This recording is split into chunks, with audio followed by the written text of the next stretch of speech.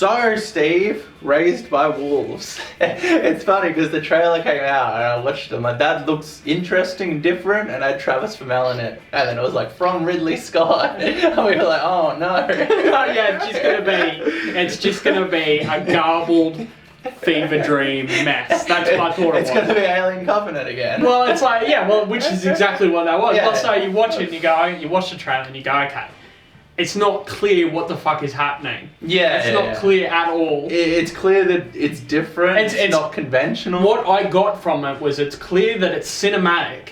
Yeah, and that is all that Ridley cares about. Yeah, which is sci-fi. Which the Alien Covenant is very cinematic, but that doesn't make a good movie. But the script is garbage, right? That's the difference. Yeah, that's the difference. Yeah, like Ridley directed the first 2 episodes, and they're fucking amazing.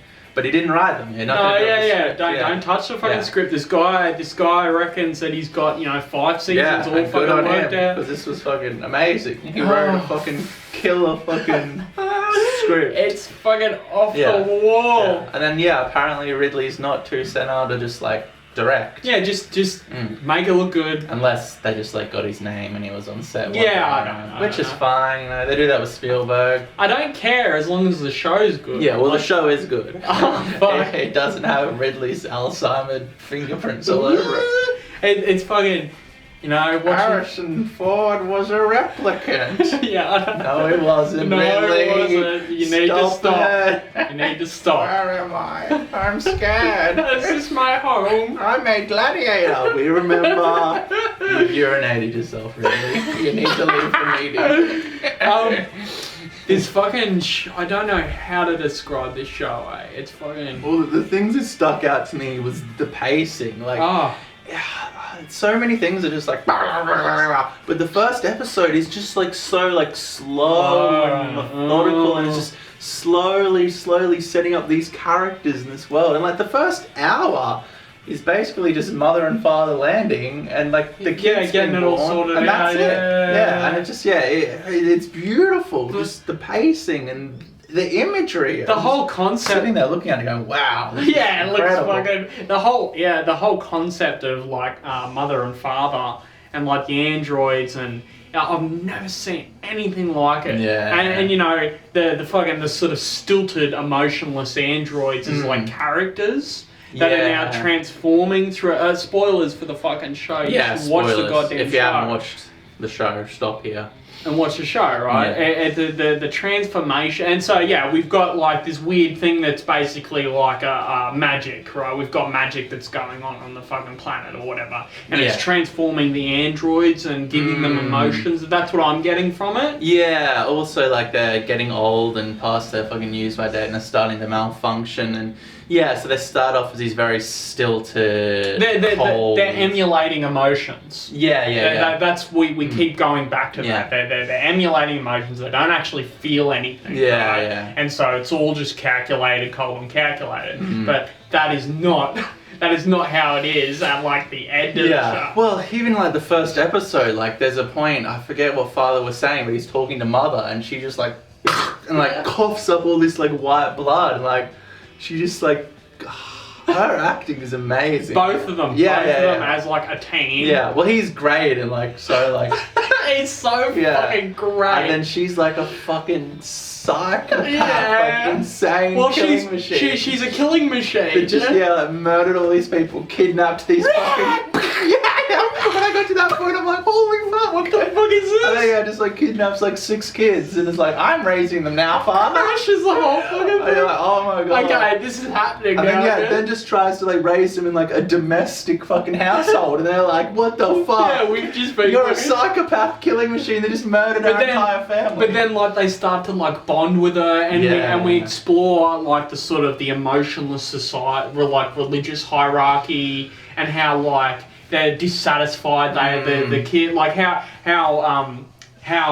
not a good environment it is for the kids in comparison to say like a mother figure who like cares for them. Yeah, and they're very much like have this fucking rhetoric about no religion, no gods, a scientific way, we're not doing any of that. That destroyed the civilization last time. The religious sort of the religious atheist thing is so close to being like ham-fisted, but it's not. Yeah, it's not. It's really interesting. Yeah. Well, their message is like, this is the only way. Being an atheist is the only way, but that's not the message of the show. No, yeah. The show is far more complex, but they are just like, nah. Well, it's like, okay, so you know what would happen in the future, right? If we split off and we had another religious crusade. Yeah.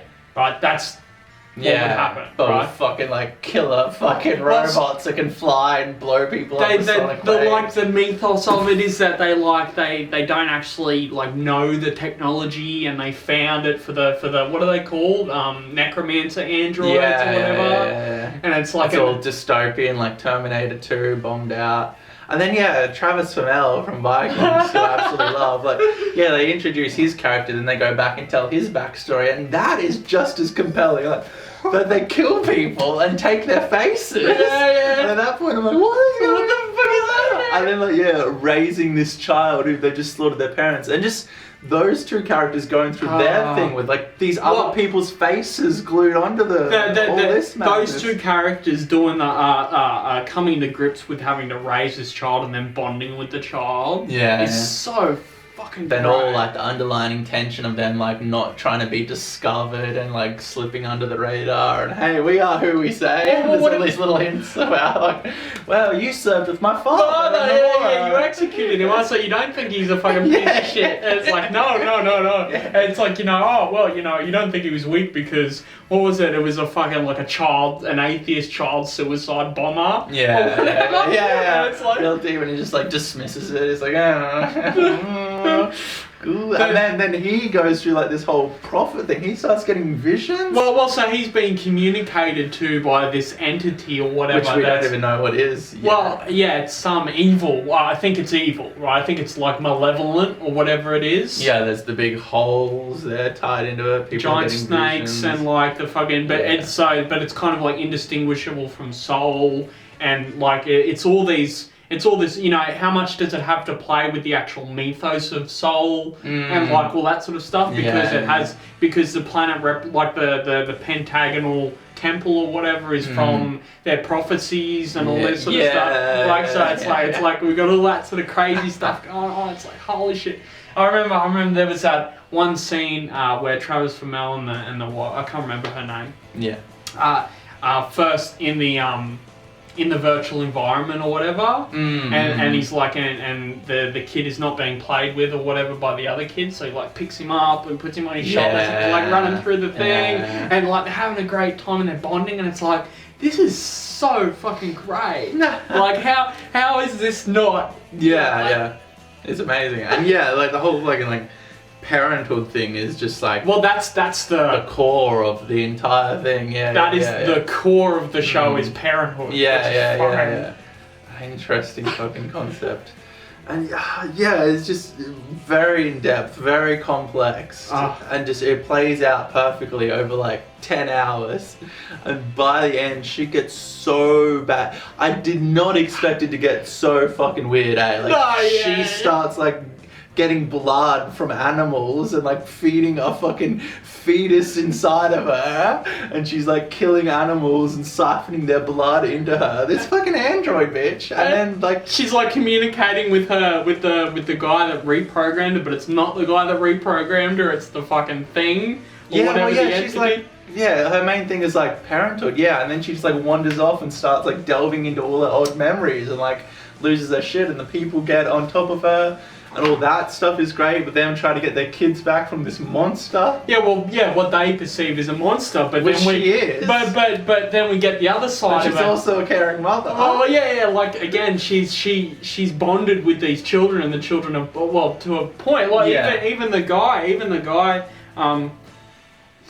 The sort of the oldest of the children, the one who's the most like smart, in with one. it, right? Even he like starts to regret that they've like basically stripped father of all his personality and everything, right? Like even he, like he knows father, like he's bonded with him or whatever, and have them being called father and mother. It's so weird, but it's so great. The whole fucking thing is so different. Like, it's so complex. It's so complex. There's so much stuff going on. So much playing out. Yeah. So you got Travis Fimmell's character going through the Jesus complex. You got mother and father going through their own fucking changes. Well, what about the exploration of like the sort of the corrupt religious hierarchy with the guy, the main survivor leader guy, right? And he's like a total and utter piece of shit. Yeah. What about that fucking rapist guy with the fucking helmet? Who, like, when these kids were fucking... Well, when they're in the stasis or whatever, he woke up and started raping... She's pregnant with this fucking child and obviously wants to abort it because what comes to her is this image of rape and violence. And mother's like, no, children are sacred.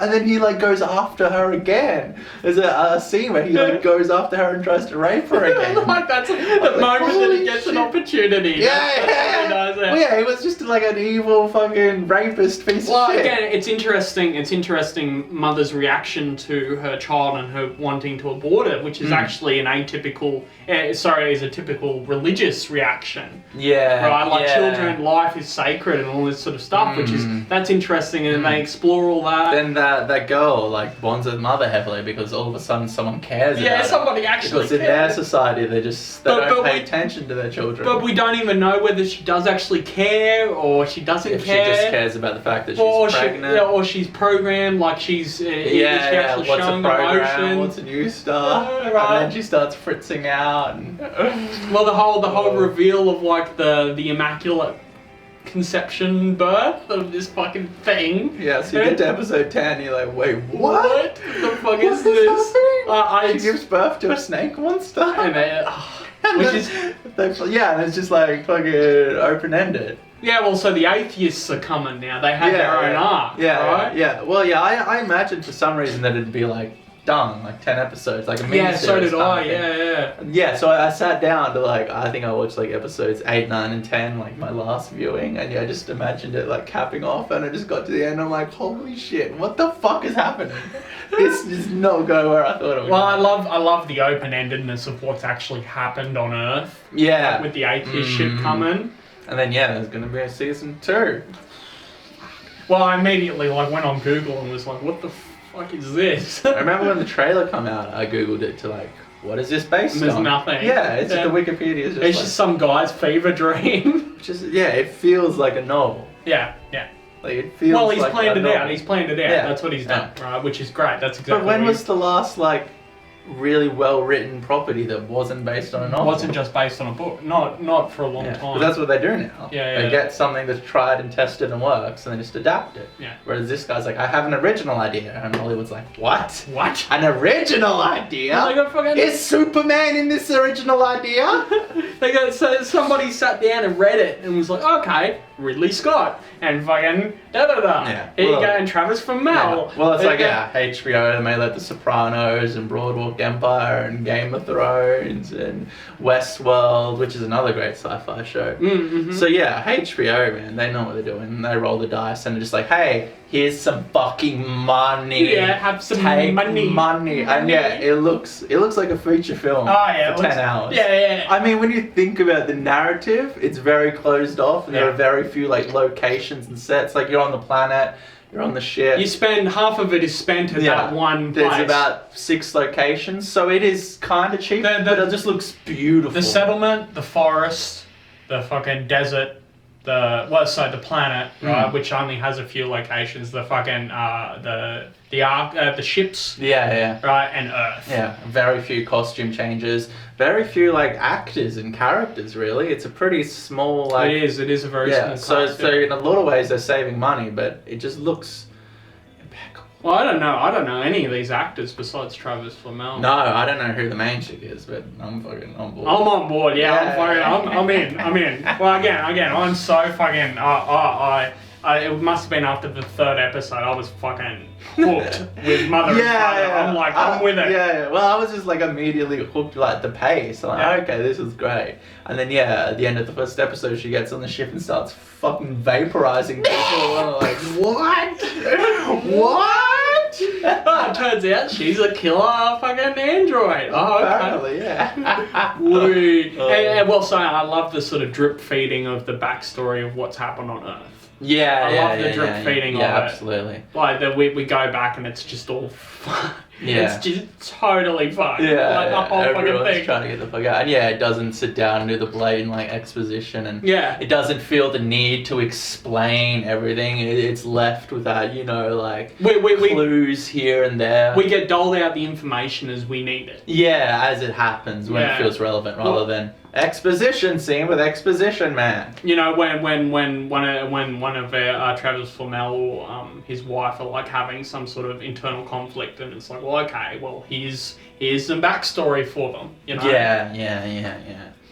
So yeah, in conclusion, I can't wait. It looks amazing. I really like the tone and pacing. So slow, so fucking weird, so fucking sci-fi. Oh yeah, it is one of the most sci-fi things I've ever right watched. up our fucking alley. Just exactly what we have always asked for from media, like for adults, smartly written, and then just off the fucking rails, crazy sci-fi, fantasy, what's religious. some weird concept that we've never explored in fucking visual media before? Here you go. Let's 3 more. Put them in there as well. Yeah, let's shove all the sci-fi into it. Yeah, the actors are great. I love the lead chick, and father is great, and it's great to see Travis Flamel back. He's been off the radar. Doing his own fucking weird self thing. Doing it's pretty much Ragnar again. Yeah. It's like the rags to fucking king story. You know, he goes from this guy to I'm the prophet. I'm the fucking prophet. Yeah. He goes off the rails real fucking quick. And yeah,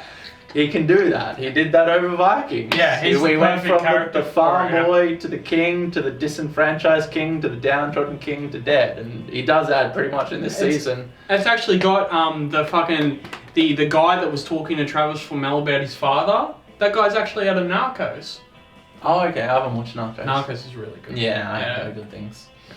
Yeah, so I can't wait. I can't wait for the next fucking thing. Like give me more, you know, let's see the fucking snake thing and I did not expect it to end like that, and I have no idea what's gonna happen. I love the it's like magic or whatever, right? Maybe there'll be some sci-fi explanation for it, but we're getting this sort of driving force, like undercurrent force that's influencing everything. There's something going on which is, you know, kind of perceived as spiritual, I guess, because they're like visions of ghosts. It depends how everybody's interpreting it. Yeah, We've got all our characters and they're all interpreting it could be something science different. fiction. It depends how they explain it. Yeah. Well, so they're sort of they're leaving again.